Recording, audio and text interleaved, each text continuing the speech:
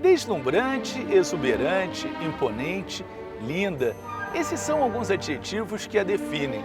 Ela é um dos símbolos do Império e foi palco de um baile que entrou para a história do país. Nosso programa de hoje é sobre essa verdadeira joia, que é a Ilha Fiscal. Eu sou Marcelo Vieira, contando para você as histórias do Rio.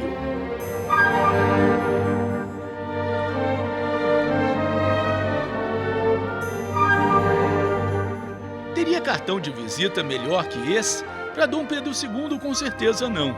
Localizada na Baía de Guanabara, a 1 quilômetro da Praça 15 e tendo como vizinho Pão de Açúcar, a área de 7.000 metros quadrados era uma das paixões do imperador. E olha que o deslumbramento começou antes da ilha ganhar um castelo.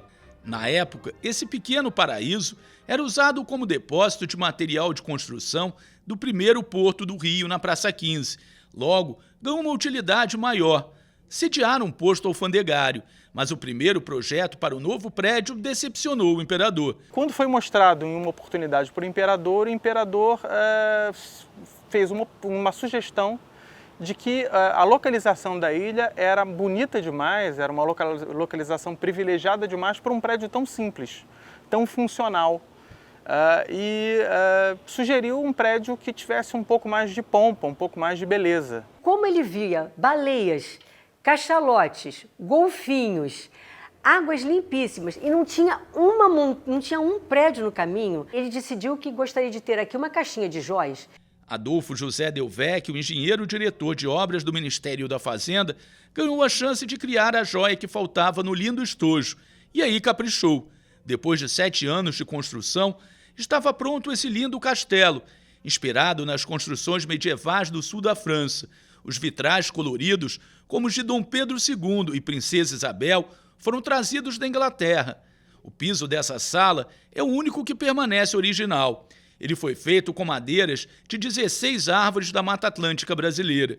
A instalação do posto de fiscalização na ilha foi um pedido do Ministério da Fazenda para controlar a importação e exportação de mercadorias do porto. Essa aqui era a sala do chefe do posto aduaneiro, uma sala estratégica. Daqui ele tinha visão total da entrada e saída de navios na Baía de Guanabara. A importância dessa localização era perceber os navios mercantes estrangeiros que estavam entrando no porto do Rio de Janeiro para fazer descarga de suas mercadorias e, a partir daí, saber em que navios você tinha que cobrar, o fisco tinha que cobrar os seus impostos. Mas não foi por abrigar um posto alfandegário que essa ilha entrou para a história. Os salões do castelo foram palco do baile mais famoso do Império, no dia 9 de novembro de 1889.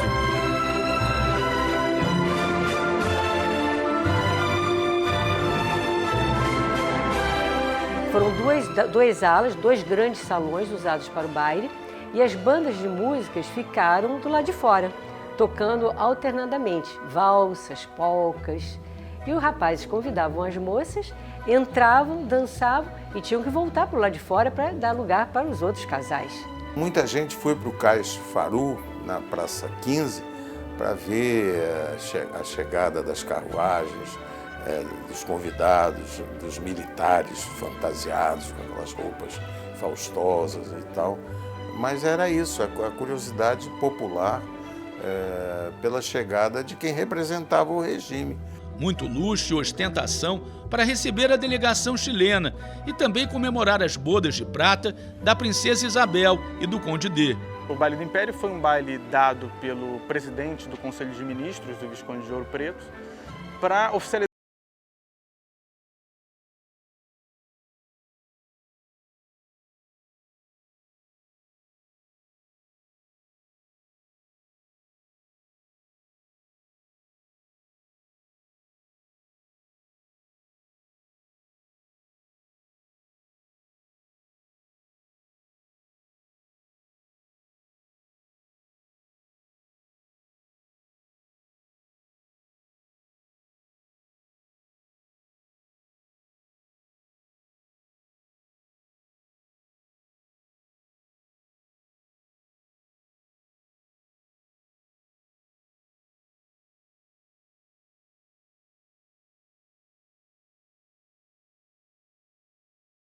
Vibrou na entrada do baile e teria dito: a monarquia tropeça, mas não cai. Não caiu naquele dia. Enquanto milhares de pessoas se divertiam aqui na festa, um grupo de republicanos se reunia no centro do Rio para definir os últimos detalhes da tomada do poder. Foi o último baile do Império. 6 dias depois, era proclamada a República. Enquanto estava acontecendo o baile, ali perto, na casa do Marechal Deodoro da Fonseca, se tramava a destituição do Dom Pedro II, enfim, o término da monarquia e a entrada em cena da República. O último baile do Império foi eternizado no quadro de Aurélio de Figueiredo. Ele colocou a República lá em cima, nas nuvens, como se estivesse escondida, caminhando nesses 6 dias, trazendo no primeiro cavalo Marechal Deodoro da Fonseca e o Exército. Machado de Assis colocou o baile da Ilha Fiscal num dos seus grandes romances, num dos últimos, Esaú e Jacó. Toda aquela sociedade viveu algumas horas suntuosas, novas para uns, saudosas para outros e de futuro para todos. O Último Baile da Ilha Fiscal, de Josué Montello, é um livro clássico. E esse livro conta uma história muito bonita sobre o último baile da Ilha Fiscal e mostra, enfim, todas as incoerências do que aquilo representava. Foram quase 70 anos de monarquia, um regime que chegou em crise ao baile da Ilha Fiscal. A monarquia achava que ainda tinha uma sobrevida muito grande, mas na verdade era uma ilusão, porque não tinha, era um fundo falso. A decisão da princesa Isabel de alforriar os escravos criou um desgosto muito grande entre os proprietários, eles viviam disso.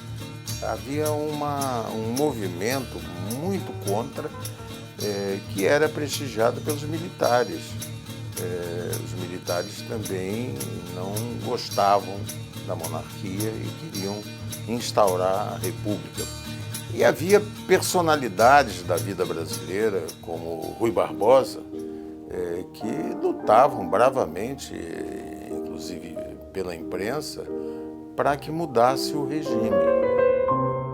Com o golpe militar, o país entrava numa nova era e o Rio de Janeiro deixava de ser a capital do Império Brasileiro para virar a capital da República.